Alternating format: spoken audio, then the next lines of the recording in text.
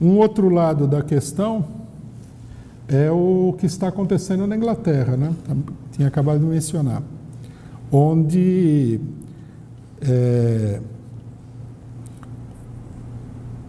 os próprios conservadores, os bancos, o sistema financeiro consideram que a vitória do Corbyn em eventuais eleições, porque o governo o governo britânico está também em completa decomposição, seria favas contadas, né? O Partido Conservador entrou numa crise muito grande, né? Maior crise da sua história. Ele já teve uma crise recente depois da Thatcher e agora ele está entrando numa outra crise. E diante disso daí, o Partido Trabalhista acabaria ganhando as eleições.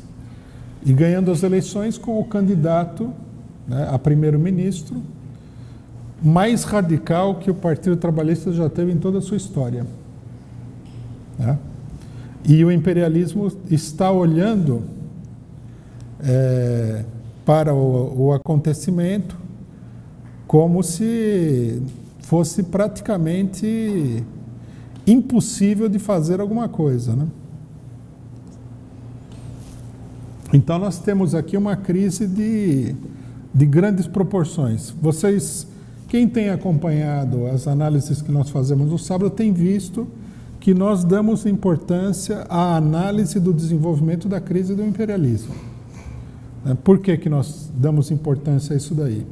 Porque nós entendemos, né, que qualquer luta por uma transformação radical que implica na derrubada da classe dominante, ou seja, da burguesia imperialista, que se desenvolva de um ponto de vista revolucionário, depende fundamentalmente da crise por cima, né? A crise por cima é que permite o levante dos explorados em todos os países. Então nós temos que acompanhar isso daí de uma maneira crescente. Uma observação que é importante, né, sobre esse problema da crise por cima é o seguinte: como é que nós devemos ver o aprofundamento dessa crise por cima? Nós devemos ver a coisa da seguinte maneira: enquanto a classe operária não conseguir se mobilizar, né, e iniciar uma etapa globalmente de ascenso das lutas, uma etapa de um ponto de vista geral revolucionária, o imperialismo vai procurar conter essa crise de todos os meios à sua disposição. Ao invés de ele ficar se colocar numa posição puramente defensiva, ele vai procurar uma posição ofensiva, porque ele sente que as forças contra as quais ele está lutando não são suficientes para derrubá-lo.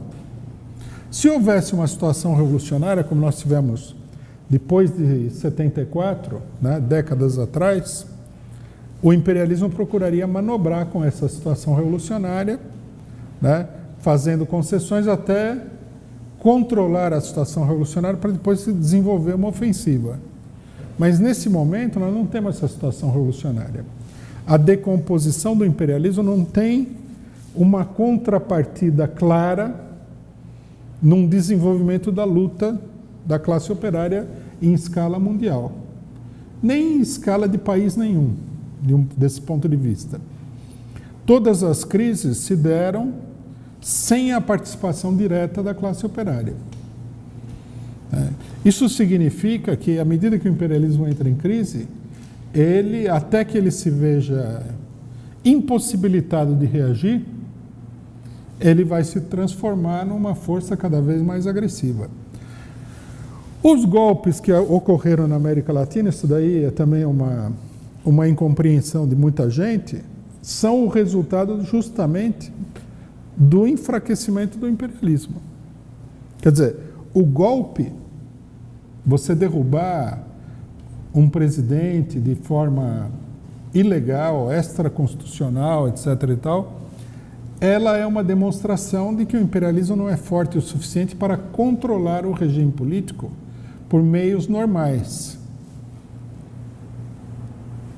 Né? Qual foi a grande causa dos golpes na América Latina? O fato de que o imperialismo não conseguia ganhar as eleições. O que é um sinal extremo de fraqueza. Então, a fraqueza, ela não leva diretamente, como muita gente poderia concluir, a uma atividade menos agressiva do imperialismo. Pelo contrário, sob determinadas condições, ela leva a uma maior agressividade. Né? Ditaduras, em geral, são um sinal de fraqueza, mas são uma resposta agressiva. Né? A gente não deve confundir as duas coisas. Nós, da Causa Operária TV, queremos uma TV que fique 24 horas no ar, para rebater todo o monopólio da imprensa golpista. Para isso, precisamos do dinheiro, precisamos da sua contribuição. Para contribuir, é só entrar no link que vai aparecer aqui na descrição e contribuir com o quanto puder e o quanto quiser. É isso daí.